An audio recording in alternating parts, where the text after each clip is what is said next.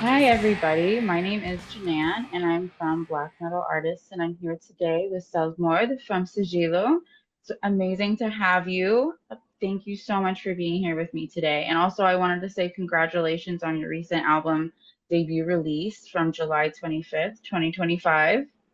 Thank you so much. It's really nice to be here with you. And this was really important. And I'm really happy to be here talking about that. So let's go. Awesome. Yeah, I saw that you did it as a split with Luceria de Lilith, and I wanted to see if we could learn more about that process and what that experience was like for you. Well, basically, it all started with me going to Fernando Ribeiro, Moonspell's lead vocals. And I went to him and showed him my work. I had music done and I wanted to find a label, and he has a label. So I went to him, and after a few months, maybe, yeah, he came to me and he expressed his will to release my work, and through that we kind of spoke about it, and he was having this idea of building this bridge between Portugal and Brazil. And through that, well, everything came about. So he tasked me with finding a Brazilian black metal band that would suit the split album release. And first thing that came to my mind was Luxuria de Lilith. So I hit them up, and Alison, the one man behind Luxuria, answered back positively. That's why we're here today. And I had to pick them because basically it's also another one-man band, of course from Brazil. That was the requirement. And that band represents a lot of hard work. They exist for almost as long as I live. They are around 1 year after I was born. So yeah. Wow. So at least they are a great example of endurance and determination. So it was an obvious choice. And then after that, it kind of took a long time, but great things take a long time to be conceived. And that was the way it went. And to me, in my perspective, this split represents exactly what it was meant from the start. It is a bridge, a very solid bridge between two different scenes, two different countries. Well, they are already bridged through our language because both of us speak Portuguese, but now more than that, we are united by black metal too. Absolutely. How did it feel for you to work with such significant bands that have been around for a while? It's quite a pleasure to have that kind of recognizing by people who have such experience and such long careers. Mostly, Fernando was the first. I was no one, and I went to him and gave him some tracks, and he was like, yeah, this is great. And I was like, no, this isn't real. Kind of like that. And it I bet it was. felt incredible. I bet it felt incredible. Oh yeah, it made me feel like really, really, really happy, and also kind of special, because Mm. it is special. It is special to get recognition by from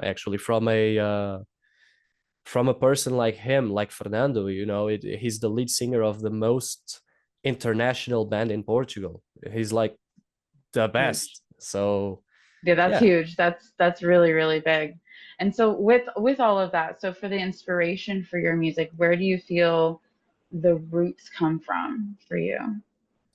Well, there are a lot of inspiration sources to my creation. Basically, Sigilo to me feels like kind of its own entity. And I would be lying if I said I had no influences. Of course, there are philosophical, spiritual, musical Yes, influences, yes. but the creation of the tracks is it's kind of like just me letting it flow, and I just give it a shape and a voice, and it comes into our realm. It's kind of like that. I definitely can understand that. When I was listening to the album, out of everything, I definitely really enjoyed Universal Gathering Chantic, and I wanted to know your message behind that more and your feelings when you were making that song. Well, as for Universal Gathering Chantic, it literally means what is in the title. It's all about, everybody gathering together. And basically, it's a lot of imagery about, anti-religious themes. And basically, it's all about that. It's all about, everybody gathering together and ending the problem that religion is. Of course, it's all symbolic, it's all really graphic about what's in the lyrics. So I don't want to spoil, go listen to it. No, of uh, course. but yeah, it's a really cool track. I chose it to finish this my side of the split because it has that strong message behind it, and it has that powerful ending to it too. And actually, it was the favorite track from the guy from the studio. That was his favorite track, and I always kept that in my mind. And yeah, It it has yeah, a special place. it really captured me too. Is all the tracks are great, but that one specifically definitely really caught my attention as well. Um, as a one-man project, so how do you feel like you manage the entire creative process? Because I can only imagine there's so much that goes into everything. Well, as all things in life, being a one man project has good things and bad things, But the good thing is, everything that comes to my mind comes exactly the way it comes out, exactly the way it comes in. So, exactly what I think comes out, and what you got in Sermão is exactly no filter, just what came through me. But of course, it takes a lot of work, and you got to be really patient. You can't do things at the same pace as a band with many members. Um, Mm. you need to take your time, and mainly, and I say this, but I'm no example, but yeah, you gotta try and don't stress, don't create problems in your head, and just keep the work going at your pace. And of course, I had a lot of help.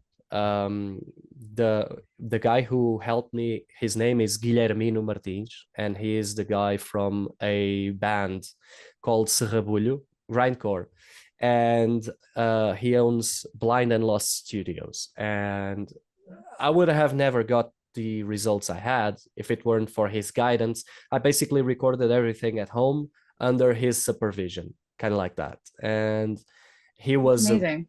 he it was amazing. I wouldn't be here if it wasn't for him, for sure. He's the Oh, one who's responsible for the sound quality on my tracks, for sure. I wouldn't get it by myself. And then, that's of awesome. course, releasing wouldn't be possible without Fernando. Fernando Ribeiro was the only person who could make this happen. I wouldn't be able to release this independently and get anywhere. I have full consciousness of that. I mean, that's why I was looking for a label to start with. And yeah, if it weren't for that, and Fernando is awesome, he treats his artists phenomenally. And this was also new to him because I was the first black metal band he signed. So, Oh, wow. yeah, That's amazing. it's all new for everybody. It's being an experience, and it's going well for now. I can say good things about it. That honestly sounds like an incredible setup that you have going, and I'm really glad to hear it. Being in Portugal, how do you feel the community is for the black metal community and the reception of your music? Well, uh, the Portuguese black metal community is kind of a controversial kind of thing. But first of all, you have to understand that our country has 10 million people, more or less, a little bit more, but yeah, around that. So the black metal scene, proportionally to that, will be a really small one, right? And the biggest issue there is in it is that there are some divisions in there, and those hurt the scene more than they help it, you know, Yeah, as logic says. And yeah, the truth is that the reception abroad has been great, and it's too early to see the results in Portugal that because makes sense. it's a little slower. You know, of course that's also on us because we have been doing a lot of promotion abroad. And on the other hand, I can say that Brazil has given an enormous support to us, which I wasn't expecting because, you know, they have their own band from their own country. But yeah, they quite enjoy, from what I heard, they quite enjoy Sigilo. And, you know, Oh maybe yeah, the situation will change because we are releasing an album next year and also going live because I gathered, yeah. you know, hired guns. I have musicians to play live, and maybe the shows will change this whole thing. And also, of course, the promotion will get here too, you know. Absolutely. And that was going to be one of my next questions too, is like if you're planning to play any shows coming up in 2025 or 2026, or what that's looking like. 2026. 2026. Yeah, we are Awesome. preparing everything for 2026. We are trying to get to, you know, some nice venues, some summer festivals in Portugal, maybe something abroad. Who knows if the opportunity comes. Where would your But dream place be? Where would your dream place be to go abroad? wherever there are Yeah. fans of Sigilo, that's wherever I want to go. That's wherever I'm willing to go. But of course, I gotta pay my respects to Brazil and say that for the support they have given me, I would pretty much enjoy going over there and be with them. That would be amazing. I'm sure they'd be very happy to have you. And I'm sure us in the States here too would be happy to have you too. I know that New York is definitely a hot spot. So one of the places to keep on your radar if you do come out here. Um, let's see. So if you were to have your dream lineup though, if you were to play with any bands, who would be your dream lineup to play with? Well, I can't lie about that. I would be very pleased to share the stage with those black metal bands, you know, like Behemoth, Mayhem, Gorgoroth, Satyricon, Immortal, Vatine, and others. And I can't make this a list, but there are two bands that, not being black metal bands, they have my preference, you know, personal. They are bands that I personally support, I personally enjoy, and I would love to share the stage with them, which is a possibility because they are from here. And those bands are, of course, Moonspell, and another band is Bizarra Locomotiva. They are great. They are industrial metal. You got to check them out. They're Ooh, cool. I definitely will. That sounds like an amazing lineup, honestly. I would love to go to that show. So I would with too. that in Yeah. mind, it could happen. It could absolutely happen. It could Maybe absolutely happen. we'll That see. would be a show that no one would want to miss. But so to summarize then for what we're looking forward to coming out for you, we've got 2026, you've got a new album that you're working on Yeah. and a potential show. Well, I hope that Shows. more than one. Yeah, we'll be releasing Gloria ad Inferi, which is, you know, Latin for hymns from below. And Mm. that is the album. The album's ready, you know. We're just Oh, going awesome. going around the release of it, you know, preparing because, you know, we have to split first. Which But is yeah, available on it's all platforms. all platforms, all main platforms. Yes, Spotify, YouTube, Amazon, Apple Music, Deezer, all of those. And also Bandcamp through Alma Mater Records, which is the label. Really important to mention the name. And Yes. also in physical formats. Also today, really important, today was the day that they finally arrived from the factory. So from today, people can order. Well, That is they could amazing. order from like the 25th of July, but now they can ship. Now they're And here. They're ready to go. yeah, they just arrived today, and my copies are coming through mail. That's amazing. That's I'll be amazing. doing some reels for showing them, but yeah, it's all going well. Definitely excited to see it and to see all of that coming out. I can't wait to hear it because the stuff that I've already heard from your recent release is absolutely amazing. And Thank you. I'm excited to see all of it coming. And also, thank you so much for taking the time with me here today. Thank you for having me, because I'm the one who needs exposure, and that's what you're gonna give me, and I'm really, really, really thankful for that. All of it. I can't wait for Means people to listen. it means a lot. Thank you so much. Thank you.